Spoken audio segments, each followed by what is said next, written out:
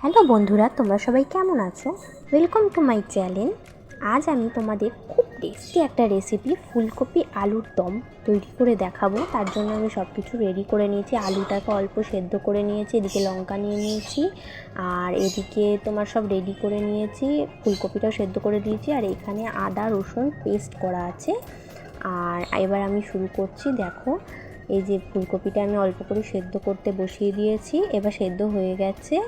এবার আমি কড়াইতে তেল গরম করতে দিয়েছি। দেখো, অল্প করে তেল দিয়েছি, বেশি তেল দিইনি, অল্প তেল দিয়ে কড়াইয়ে এবার আস্তে আস্তে ফুলকপিগুলো একটা একটা করে ছেড়ে দেবো, ছেড়ে লাল লাল করে ভেজে নেব।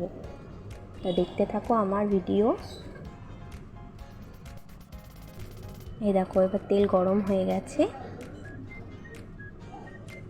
এবার একটা একটা করে আমি ফুলকপিগুলো ছেড়ে দেবো।